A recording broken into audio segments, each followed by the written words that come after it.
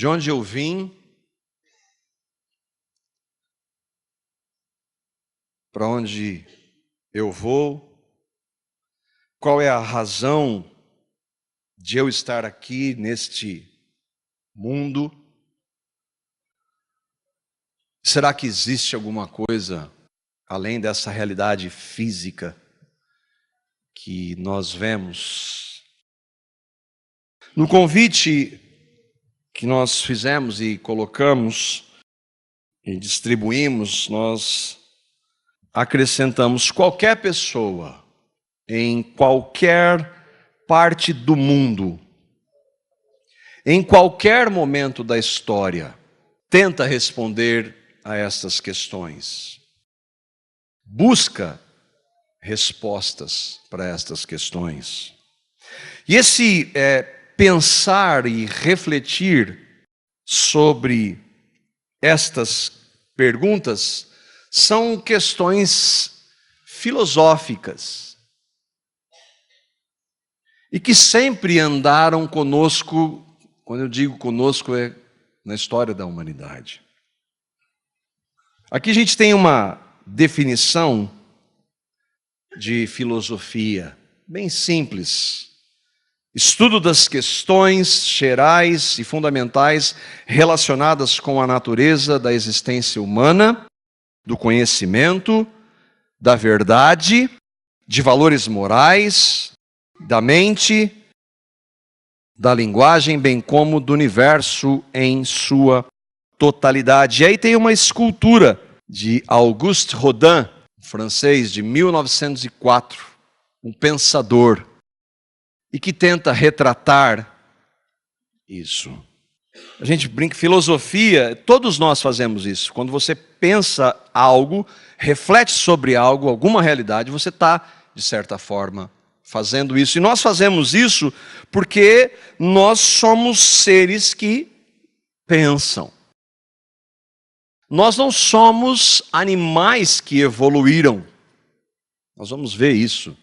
Nós não nos distanciamos de alguns animais. Não, nós somos já criados de maneira diferente. Eu queria dividir com vocês este pensar sobre estas questões em 4 pontos. E o primeiro ponto é que há alternativas, várias alternativas de explicação para estas questões. Eu vou tratar depois por que essas alternativas estão entre aspas. Mas assim como essas questões, elas são muito antigas, se a gente pensar em... É muito antes disso, mas da origem da filosofia, talvez como ciência, 500 anos antes de Cristo, as respostas humanas e as tentativas humanas de responder também são antigas. Religiões, filosofias, ideologias e crenças, elas são inúmeras. São milhares de, entre aspas, alternativas. Mas em essência, eu queria ver com vocês, elas se resumem em 4 grupos principais. O que esses grupos pensam em essência sobre essas 4 questões? O primeiro grande grupo é composto do que nós chamamos de naturalismo, materialismo, darwinismo ou ateísmo, que talvez nós um pouco mais experientes não pensemos, mas os nossos filhos estão sendo literalmente bombardeados com esses conceitos, como se eles fossem verdade. Do darwinismo, por exemplo, há alguns anos celebrou-se os 150 anos de Darwin como alguém muito importante na história, com uma grande descoberta que ele fez. Hoje, professores de faculdade, que talvez os nossos filhos vão entrar, muitos deles se gabam por serem ateus. Naturalismo é a ideia de que só existe aquilo que nós vemos. Materialismo, só existe aquilo que nós vemos e pegamos. Não existe nada além. E como este tipo de pensamento responde a essas questões? Existe alguma coisa além dessa realidade? A resposta é não. A matéria, o físico é tudo que existe. Deus não existe, nem o sobrenatural. Como um conhecido cientista, quando alguém diz para ele, perguntou, mas eu acredito em Jesus, o que você tem a dizer sobre isso? Isso é coisa da sua cabeça, produzido pelo seu cérebro. Como é que essas pessoas, esses grupos que é muito grande, pensam? De onde eu vim? O ser humano é uma máquina, entre aspas, muito complexa. E é fruto de um processo de milhões de anos de evolução randômica, aleatória. Ah, mas os fortes vencem. Mas esse processo não teve quem quis começá-lo. Não existe um ser que começou. Ele começou em algum momento na história, muito e muito tempo atrás, e que chegou em tudo que existe hoje. De onde eu vim? Do nada, sem que ninguém quisesse. Por que eu existo? E aqui a definição de um deles, um cientista, Richard Dawkins. Não existe nenhum plano, nenhuma intenção, nenhum bem ou mal, nada. Não existe propósito para a vida. Nenhum. Porque se não há nada além disso, então não existe razão para se viver. Todo mundo tem que fazer o melhor enquanto vive, mas há crianças que nem passam por esse processo, morrem com 1 ano de idade, com 6 meses. E aí então, para onde eu vou? Quando eu morrer, acabou. É matéria, não tem nada além, não tem nada depois da morte. Um outro ponto que é chamado de deísmo ou de agnosticismo. O deísmo, ele vai dizer então que existe alguma coisa além? Sim, existe um Deus, mas é impossível de conhecer esse Deus. E uma das provas disso é que, olha o que tem aí de religião e de crença. Então não dá para conhecer. Como é que alguém pode dizer que conhece a Deus se tem crenças tão opostas e antagônicas? Existe um ser superior ou que pode ser um Deus ou deuses, mas ninguém pode conhecer. De onde eu vim, então, esse Deus criou. E uma das definições desse Deus é: Deus criou tudo, ou deuses, esse ser superior, e criou e deixou tudo. Ele não interfere na história. Ele não interage, ele deixou e criou tudo para ver como é que vai ficar. Porque eu existo? Aí eles definem: preferimos não viver no medo e superstição, mas aprender a adquirir novos conhecimentos. Ou seja, qual é o objetivo? Adquirir novos conhecimentos de vida, procurar viver o melhor. Mas a gente não sabe quem é Deus, nós não podemos conhecê-lo. Se é que existe um Deus, ele está longe de nós, ou deuses, ou um ser superior que se chama Deus. Para onde eu vou? Dentre eles, alguns acreditam que tudo acaba na morte e outros dizem que não. A terceira alternativa são todas as demais expressões religiosas, inclusive muitas delas que se dizem cristãs. Para essas pessoas, existe algo além dessa realidade? Sim, um Deus, ou, para algumas religiões, como o hinduísmo, por exemplo, milhões de deuses. De onde eu vim? Eu fui criado. Como eu fui criado? Aí varia de crença para crença. Deus pode inclusive ter usado o processo da evolução, como alguns líderes que se professam cristãos dizem. Porque eu existo, e esse é o grande centro da religião, eu devo nessa vida, enquanto eu estiver aqui, procurar fazer o melhor possível e obedecer às regras da minha religião, para que no final dessa vida Deus considere e aceite o que eu fiz ou não fiz. Religião é isso.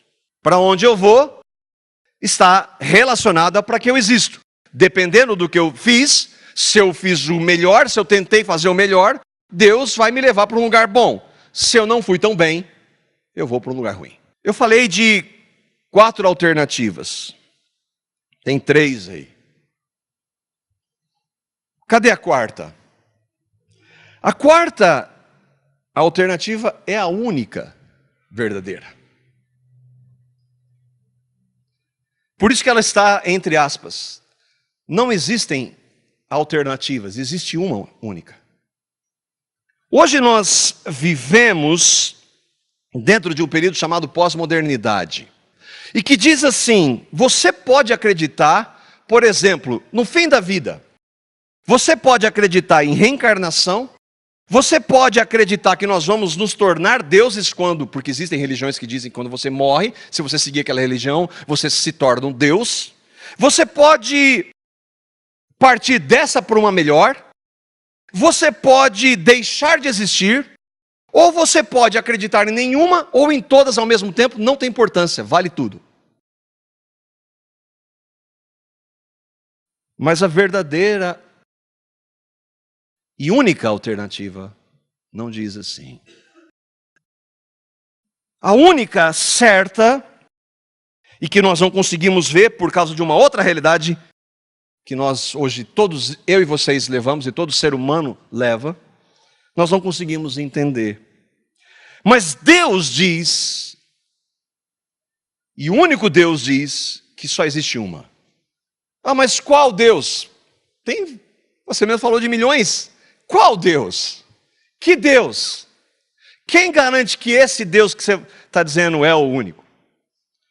Qual Deus? Eu queria pegar uma definição deste Deus que diz assim: o Senhor nosso Deus é somente um, o Deus vivo e verdadeiro, cuja subsistência está em si mesmo e provém de si mesmo.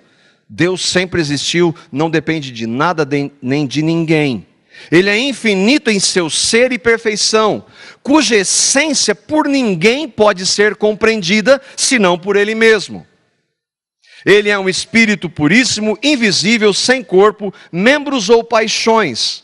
O único que possui imortalidade, habitando em luz inacessível, a qual nenhum homem é capaz de ver. Imutável, imenso, eterno, incompreensível, todo-poderoso, em tudo infinito, santíssimo, sapientíssimo, completamente livre e absoluto, operando todas as coisas segundo o conselho da sua vontade, que é justíssima e imutável.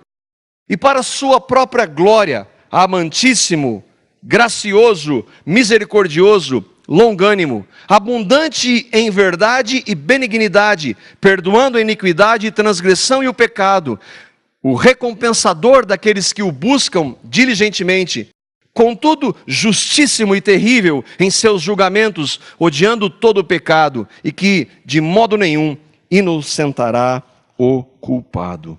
Esse é o único Deus que existe.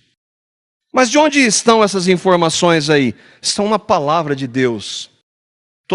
Aquela citação tem base, os fundamentos estão na Bíblia, que é a palavra de Deus. Einstein era um agnóstico.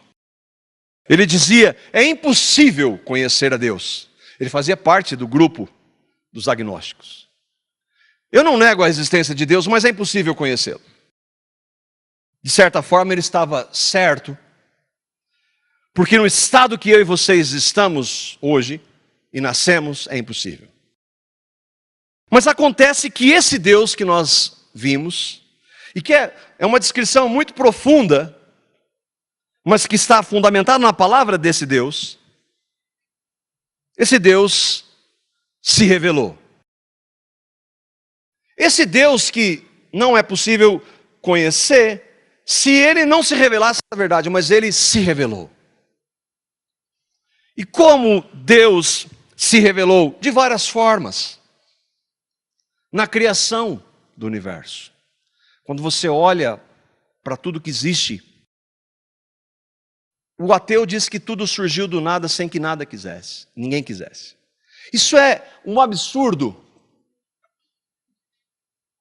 Mas quando você olha para a criação, há um Criador. A sua maravilhosa criação, na criação do homem.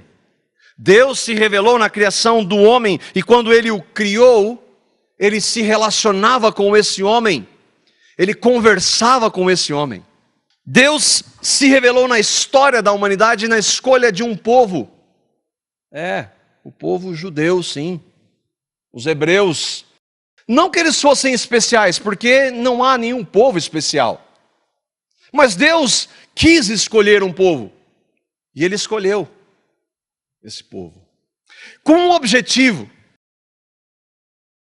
Com esse povo Ele fez sinais para mostrar o seu poder. E aí a gente tem uma pequena figura de um desses, que não é um mito, não é uma história da carochinha. Isso é real.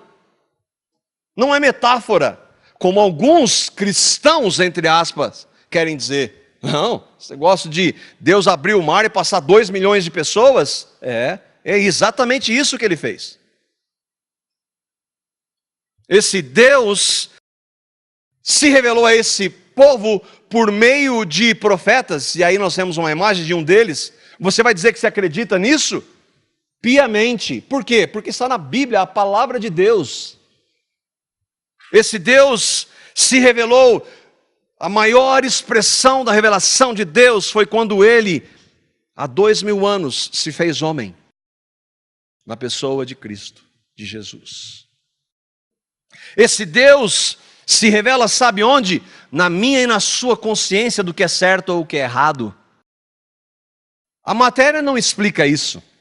Ateísmo não explica isso. De onde veio a consciência do certo e do errado? Deus colocou em nós. Não é a cultura. A cultura é formada por pessoas. E é claro que quanto mais essa cultura está distante de Deus, mais ela é pervertida nas suas mais diversas formas. Deus se revelou na palavra dele. E hoje, a única base que nós temos para poder conhecê-lo. Não dá para conhecer Deus? Dá. Diversas formas que Ele se manifestou. Mas quem disse que a Bíblia é a palavra? Ele diz na sua palavra, 2 Timóteo capítulo 3, os versículos 16 a 17, toda a Escritura é inspirada por Deus. Ela é útil para o ensino, para a repreensão, para a correção e para a instrução na justiça, para que o homem de Deus seja perfeito e perfeitamente instruído para toda boa obra. A Bíblia não é um livro humano, ainda que tenha sido escrita, seus mais diversos livros, 66 para ser exato, por homens. Mas ela diz que não foram homens que foram dirigidos para isso, não foi uma coisa que veio na cabeça deles. Ela diz, 2 Pedro capítulo 1, versos 20 a 21, sabendo primeiramente isto, que nenhuma profecia da Escritura é de particular interpretação. O que é profecia? Profecia é a palavra de Deus, é quando Deus fala para o homem. E como Ele fala hoje, por meio da palavra dEle. Então nenhuma profecia da Escritura, nenhum escrito da Bíblia, da Escritura de Gênesis a Apocalipse, é de particular interpretação. Por que não é? Porque a profecia nunca foi produzida por vontade de homem algum. Mas homens santos de Deus foram inspirados pelo Espírito Santo de Deus. Deus usou homens para escrever, homens pecadores, homens falhos, mas o que eles escreveram é palavra de Deus. Jesus, o Deus encarnado, deu grande crédito à palavra escrita. Quando ele disse em João 17, ele está falando com o Pai aqui, ele diz, Pai, santifica-os na verdade. Mas qual é a verdade? A tua palavra é a verdade.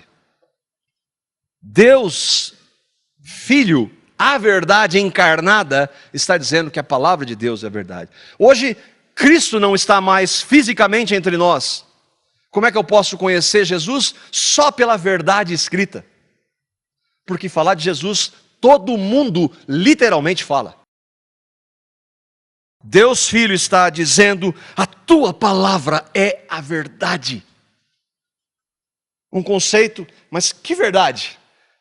Hoje qualquer um pode acreditar no que quiser que é verdade para você, não é para mim, não para Deus. Mas e se eu não acreditar? A gente já vai ver sobre isso. Quais são as respostas, então, bíblicas para essas questões?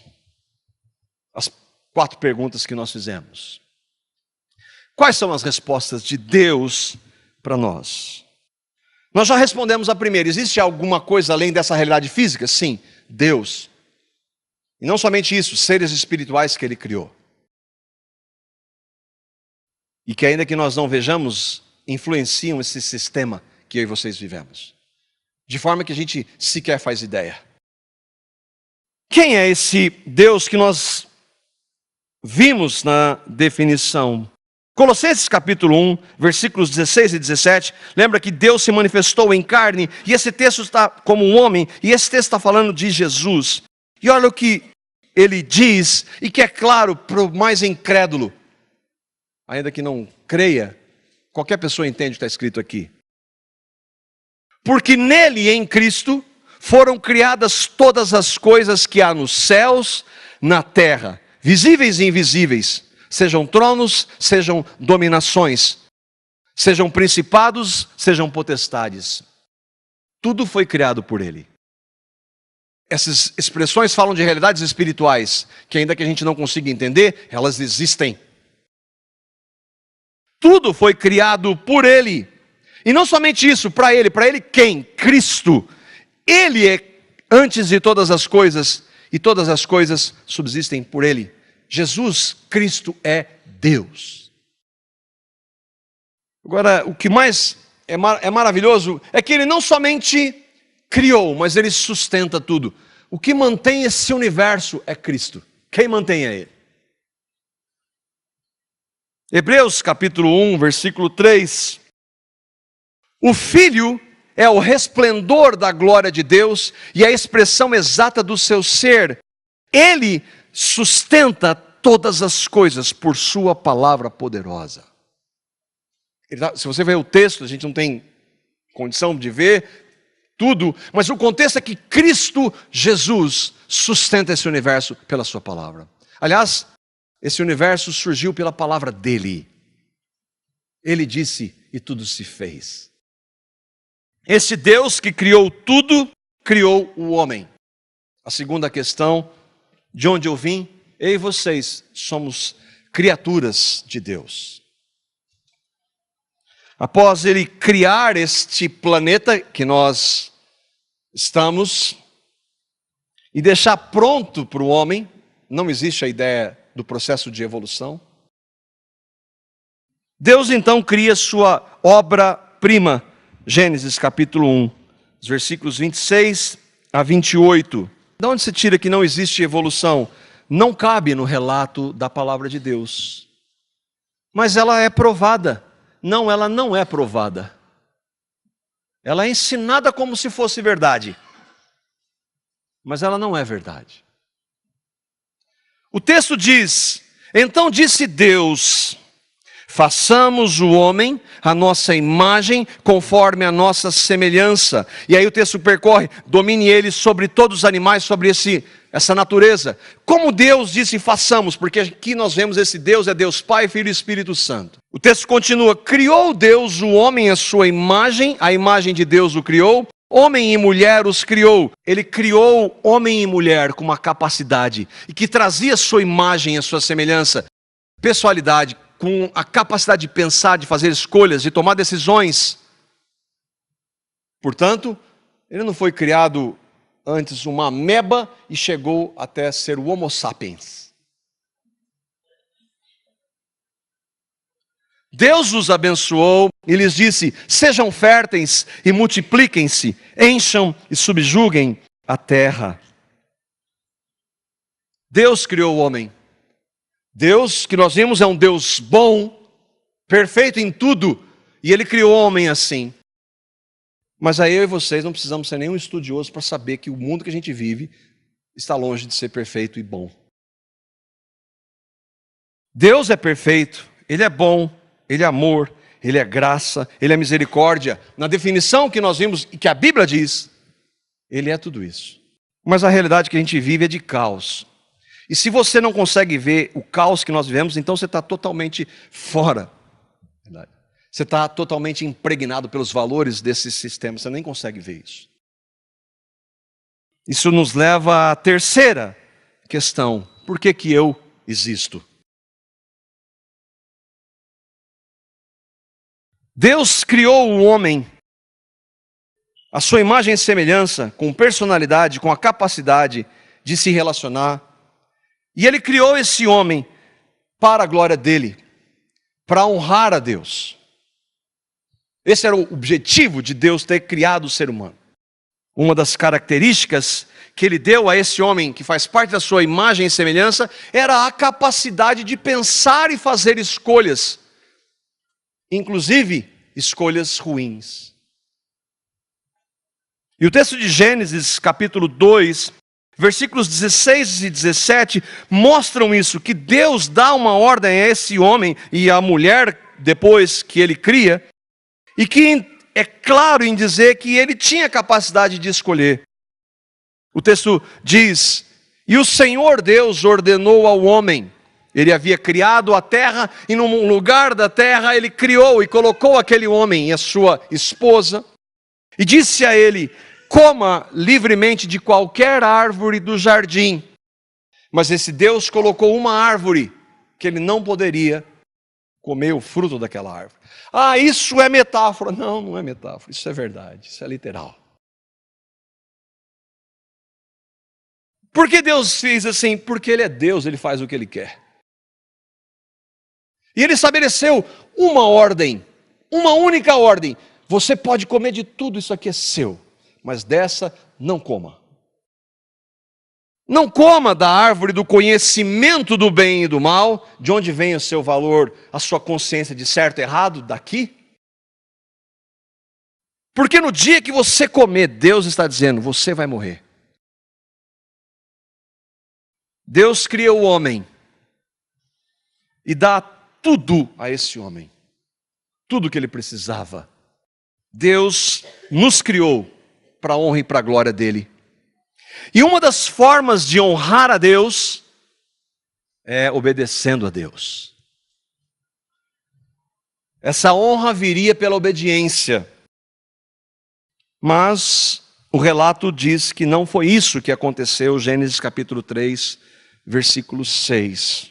Quando a mulher viu que a árvore do conhecimento do bem e do mal que Deus disse para não comer, parecia agradável ao paladar, era atraente aos olhos e, além disso, desejável para ela se obter discernimento, ela esqueceu da ordem de Deus, tomou o seu fruto, e não somente tomou o fruto e comeu, como deu ao seu marido, o homem para quem Deus havia ordenado não comer, e os dois comeram.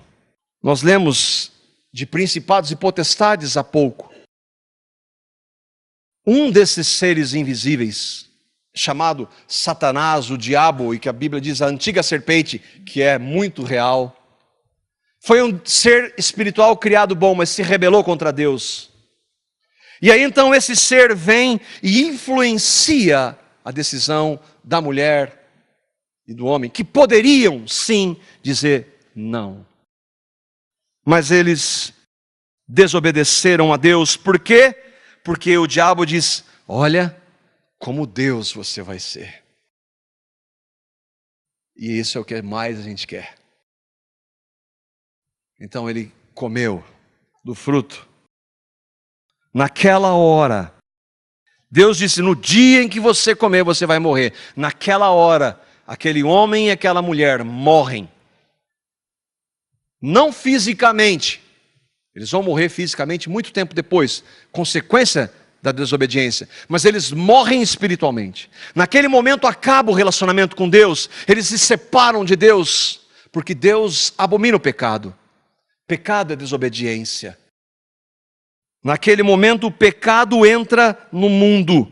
O que eu e vocês temos a ver com isso? Romanos capítulo 5, versículo 12.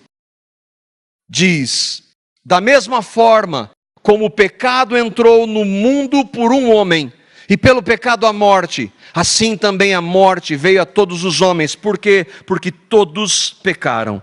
Por que nós morremos? Porque todos nós somos pecadores. Com a entrada do pecado, o homem não mais pode glorificar a Deus. Ele está separado de Deus. Toda espécie de males que existe sobre essa terra é consequência dessa desobediência. Doenças, catástrofes naturais.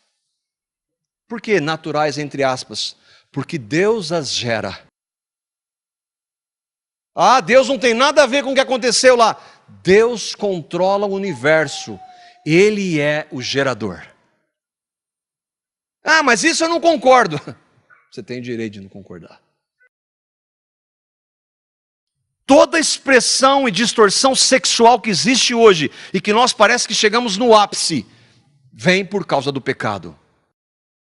Toda distorção e corrupção, e nós somos líderes nisso, vem por causa do pecado. Toda distorção na família, nos valores de família, vem por causa do pecado. Violência. Todas as alternativas para justificar isso vieram por causa do pecado. Por isso não há nenhuma outra alternativa, porque todas as alternativas oferecidas são mentira, causa do pecado. Falsos deuses, falsas religiões, falsos Jesuses, falsas filosofias, teologias, falsas explicações, e que todos nós já ouvimos várias vezes, e que muitos de nós acreditamos nelas. Toda espécie de males veio por causa do pecado. Por fim veio a morte a todos os homens. Ah, mas o que eu tenho a ver com isso? Todos pecaram. E o nosso estado de acordo com Deus é lastimável, é pouco. A palavra dele tem muito a dizer sobre mim e sobre você. É uma péssima notícia. Ela diz: eis que em iniquidade eu fui formado e em pecado me concebeu a minha mãe. Todos nós fomos formados em iniquidade, todos nós fomos concebidos em pecado. Salmo 51, 5. Por que eu apresentei o meu filho aqui? Vou falar do meu, né? Porque às vezes os irmãos aqui podem não gostar. Mas os nossos filhos nascem em pecado. E basta eles começarem a agir um pouquinho que eles vão fazer o que eles têm com a sua natureza: pecar. Salmo 58, 3 diz: corrompem-se os ímpios desde a madre. Quem que são os ímpios? Eu e vocês como nascemos. Andam errados desde que nascem, falando mentiras. Mas até aquele anjinho do Davi, até ele está lá, ó. Nasce em pecado. Jeremias 17, 9. Enganoso é o nosso coração, mais do que todas as coisas, e desesperadamente corrupto. Quem são os corruptos? Aqueles que estão eu e vocês somos desesperadamente corruptos. Eu não faria isso que eles estão fazendo lá. Ah, é? E aí, para resumir, Romanos 3, 10, 19. Como está escrito, presta atenção na ênfase: não há um justo, nenhum sequer. Você não é justo, portanto. Não há quem entenda, não há quem busque a Deus. Eu estou buscando, não busca. Todos se extraviaram, a uma se fizeram inúteis, não há quem faça o bem, mas eu faço coisas boas. Você faz por algum interesse. Se há algum interesse, você não faz o bem em essência. Não há nenhum sequer. Deus está falando sobre você e sobre mim. Isso. Está falando de pecado, de natureza de pecado. Natureza de pecado, nós nascemos em pecado. Mas o que são pecados? O que são pecados? Pedofilia? É pecado. Mas é só isso? A Bíblia tem várias listas claríssimas sobre o que são pecados. E eu tenho duas que eu gosto de usar normalmente. 1 Coríntios, capítulo 6, versículos 9 e 10, diz assim: Vocês não sabem que os perversos não herdarão o reino de Deus? Não se deixem enganar, nem imorais. Imoralidade é sempre associada à questão sexual, nas mais diversas formas. Pornografia, por exemplo, é uma forma de imoralidade, para dizer uma só. Idólatras, qualquer coisa que você coloca no lugar de Deus, seja uma imagem, seja você mesmo, seja um líder, é uma forma de idolatria. Adúlteros, adultério é você está casado com uma pessoa e se relaciona sexualmente com uma outra pessoa. Mas se você está casado e olha com desejo sexual para outra pessoa, você cometeu adultério também. Homossexuais, não precisa dizer o que é, pecado. Pecado. Estão dizendo que não é, que nasce assim, mentira. Deus criou homem e mulher. Sem contar de transgênero, então, que é uma aberração ainda maior. Ladrões, avarentos, alcoólatras, caluniadores, trapaceiros, não herdarão o reino de Deus. É Deus que está falando por meio da sua palavra. Quem vive nessa prática não herdará o reino de Deus. A gente vai ver o que isso significa. Há um outro texto, Apocalipse 21, 8. Mas os covardes, aquele que professa Jesus, mas na hora H nega Jesus. Os incrédulos, que não creem, não acreditam em nada disso, é tudo baboseira de gente ignorante. Os depravados, normalmente relacionado à questão sexual. Os assassinos, aí, boa parte aqui, né, passou ilesa. Mas se você desejar mal para uma pessoa, é como se você fosse assassino, Jesus disse isso. Os que cometem imoralidade sexual, os que praticam a feitiçaria, qualquer forma de religiosidade que não seja a estabelecida por Deus em sua palavra, é uma forma de feitiçaria. E aí os idólatras e todos os mentirosos. Você viu aqui que na relação não existe uma hierarquia. Mentiroso é tão pecador quanto assassino. Mas eu não cometo nenhum desses. Mentirosos não herdarão o reino de Deus.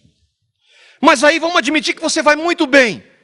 E esses mais graves você não cometa. Aí a palavra de Deus diz assim: qualquer que guardar toda a lei, mas tropeçar em um só ponto, torna-se culpado de todos. O nosso estado é lastimável. Outra coisa, nada vindo do homem, porque o homem está nesse estado, pode mudar isso. Educação não pode mudar isso. Nosso país, se tiver educação, vai mudar. Não vai. Já ouviu falar da Europa? Pois é. E é uma maravilha lá. Sim, uma maravilha. Dinheiro, poder. A política é o caminho. O nosso próximo presidente. Com as maravilhosas opções que nós temos. Justiça social. Vai mudar. Vai mudar. Psicologia. Não muda ninguém. Expressões religiosas também não mudam. Um outro texto que fala da nossa realidade irremediável. Esse texto está falando de mim e de vocês. Isaías 64:6 diz assim: mas todos nós somos como o imundo, e todas as nossas justiças como o trapo da imundícia. E todos nós murchamos como a folha, e as nossas iniquidades ou pecados como um vento nos arrebatam. O que isso quer dizer? Trapo de imundícia e nossa justiça. É quando você faz alguma coisa, que você tenta fazer uma média com Deus, sabe o que vale para Deus? Trapo de imundícia. Sabe o que é trapo de imundícia? Na época que esse texto foi escrito, 700 anos antes de Cristo, não havia absorvente higiênico para as mulheres. Então elas usavam um tipo de pano e ficava no período menstrual. Depois que ela usava e jogava o pano, aquilo lá é trapo de imundícia. Aquilo lá é o que eu e vocês fazemos para Deus. A quarta questão: e após a morte? Vocês não sabem que os perversos não herdarão o reino de Deus? O lugar deles será no lago de fogo que arde com enxofre. Esta é a segunda morte. Essa é uma possibilidade. Só que e aí é o objetivo de eu estar aqui falando, há uma outra possibilidade, uma única possibilidade, uma única alternativa para mim e para vocês, que se chama Evangelho. Não é uma religião, não é a placa disso aqui que está aqui. Não é um conjunto de regras, não é um livro. É o poder de Deus para a salvação de pecadores como eu e como vocês. E esse evangelho está descrito na palavra de Deus, João capítulo 3, versículos 16 a 19.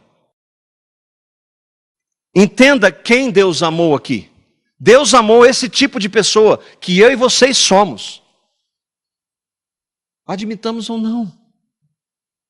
O texto diz: Deus amou o mundo de tal maneira que deu o seu Filho unigênito, para que todo aquele que nele crê não pereça, mas tenha a vida eterna. Quem é o Filho unigênito de Deus? Jesus. Quem é Jesus? Deus. Jesus é o único que não nasceu em pecado por ser Deus, e é o único que nunca cometeu nenhum pecado, é o único que pode salvar pecadores como eu e como vocês. E quando diz que Deus deu, o que Ele fez? Jesus veio há 2000 anos e na cruz morreu por pecadores. No seu sangue derramado purifica você e eu, por mais pecadores que sejamos. E na sua ressurreição, Ele dá uma nova vida para todos aqueles que nele creem. É isso que o texto está dizendo. Deus enviou o seu Filho ao mundo, versículo 17, não para condenar o mundo, mas para que o mundo fosse salvo por meio dele, Cristo. Quem crê nele, em Cristo, não é condenado. Mas e se eu não crer? Mas quem não crê já está condenado. Você consegue ver? Eu e vocês nascemos condenados. O nosso estado é esse que eu acabei de descrever. Não, a palavra acabou. Quem não crê já está condenado, porquanto não crê no nome do unigênito Filho de Deus. E por que nós não cremos? A condenação é esta, que a luz, Jesus disse, eu sou a luz do mundo, a luz veio ao mundo, mas os homens amaram mais as trevas, o pecado, do que a luz, porque as suas obras eram más. Naturalmente nós amamos mais os pecados, os meus pecados podem ser diferentes dos seus, mas todos nós amamos o pecado, inclusive a nossa religião. O que é crer em Cristo? Quem nele crê, o que é? Ele veio há 2000 anos, sem pecado, Deus encarnado, e lá na cruz levou os pecados dos pecadores que nele creem. E quando nós cremos, nós nos arrependemos, produzido esse arrependimento por Ele. E aí não importa quem eu seja, o que eu tenha feito. Eu cometi muitos pecados, mas lá na cruz Deus me perdoa plenamente. O que é isso? Amor. Ele fez isso por graça. Coisa que nenhuma das outras religiões prega.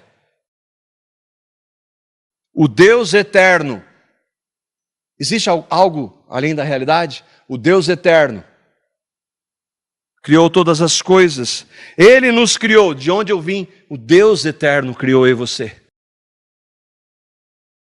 Por que Ele criou? Nós somos criados para glorificá-lo. Mas por causa do pecado, não é mais possível. Mas aqueles que creem em Cristo podem viver para a glória dEle. Para onde eu vou? Quem nele crê não é condenado. Não é uma religião, não é um conjunto de regras, é o Deus Filho, Jesus. E eu quero terminar com um quarto ponto. Você é responsável diante do que você acabou de ouvir. Eu levantei no começo a hipótese bastante provável que diante disso alguns dizem, mas quem garante que isso é verdade? Igual você falando de Jesus, tem um monte de gente falando de um monte de outros líderes. A Bíblia está cheia de erros. Mentira. Gente que vinha aqui que dizia que estava cheio de erros e veio mostrar os erros. Eu falei, olha aqui a palavra de Deus, não tem erro. Aí vai embora. Por que não consegue achar erro? Ela não tem, ela é a palavra de Deus. Se é de Deus, não tem erro. E se eu não concordar, eu não acreditar, você tem todo o direito de fazer isso. Aliás, você vai fazer isso naturalmente, porque você não tem natureza para querer Deus. Lembra do Richard Dawkins, que eu citei? É um cientista idolatrado. Ele é cientista, biólogo. Sabe por que ele é famoso? Não porque ele descobriu alguma coisa na área de biologia. Ele é cientista e é famoso porque ele é um militante ateu. E aí, uma entrevista de um programa de um outro ateu, perguntaram para ele, mas e se logo depois que você morrer, você estiver errado, senhor Dawkins? Aí ele disse, eu vou dizer para Deus, desculpa Deus, mas não tinha evidências. Ah, é? Ele sabe que tem evidências. Deus colocou nele. Deus colocou em mim e em você. Então a rejeição, nós somos responsáveis. Você pode até não ser um ateu como o Dawkins. Dizer até, eu creio em Deus. A Bíblia diz que os demônios creem em Deus. E demônio não tem nada a ver com Deus. Ser um religioso. Não, mas na minha religião eu procuro fazer se. Inclusive eu tento obedecer os mandamentos. Pois é, não muda nada. Não muda nada.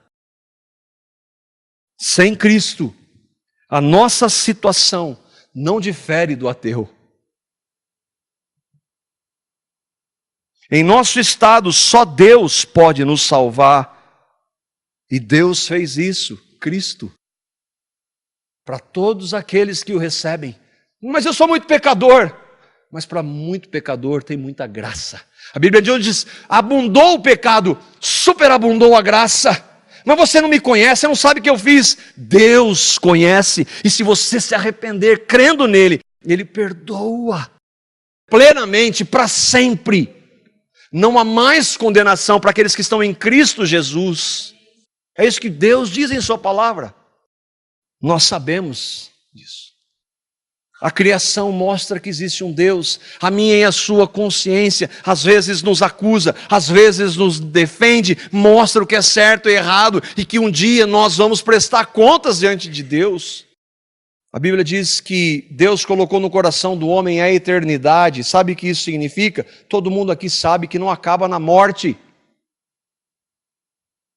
Sabe que não acaba na morte. Nós não deixamos de existir. E além de tudo isso, você acabou de ouvir o Evangelho. Esse lugar é o Areópago. Fica em Atenas, na Grécia. Alguns anos depois de Cristo ter morrido e ressuscitado, um homem que odiava a Cristo, Deus o converteu a ele, a Cristo. Ele era um pecador como eu e vocês. Aliás, ele tinha prazer em ver cristãos mortos, presos. Mas Deus o salvou, daí o tamanho da graça e misericórdia. E ele vai para esse lugar, o Areópago. E lá era um lugar onde os filósofos da época discutiam várias questões, talvez essas aqui. E havia ali vários deuses, para todos os gostos, talvez como a gente tem hoje. E lá ele fala do único que pode, de Cristo. Ele prega, fala de Jesus. E a palavra que ele fala para aquelas pessoas serve para mim e para você hoje. Atos capítulo 17, versículos 30 a 31. Deus, não tendo em conta os tempos da ignorância, anuncia agora a todos os homens em todo lugar que se arrependam. Porque tem determinado um dia em que com justiça há de julgar o mundo por meio do homem, que é Cristo, Deus homem, que destinou. Isso ele deu certeza a todos, ressuscitando a Cristo dentre os mortos. Aquelas pessoas, ao ouvirem o Evangelho, ouvirem o que Paulo disse, sabe como elas reagiram? Ih, Paulo, a respeito desse negócio aí, nós vamos te ouvir outra hora, porque isso aí... A minha oração é que você não reaja dessa forma. Ah, como eu clamo ao Senhor para que Deus te quebre e conduza ao arrependimento e à fé nele. Não estou falando de religião. Religião é um lixo criado pelo homem. Estou falando de Cristo, Deus encarnado, que se fez homem para nos salvar do nosso estado. O que você vai fazer? Último texto. Ouça o que Cristo disse. Para mim e para você. Veio Jesus pregando o evangelho do reino de Deus, e dizendo: o tempo está cumprido e o reino de Deus está próximo. Arrependei-vos e crede no Evangelho. Se Deus fala com você e falou, você fala com Ele com as suas palavras. Diz: eu sou isso mesmo, está escrito aí. Está escrito e eu vejo na minha vida. Mas eu quero. E eu recebo o que Cristo fez por mim. Eu sei que eu não mereço, ninguém merece, nunca mereceu. Por isso que é por amor e de graça. Diga a Ele.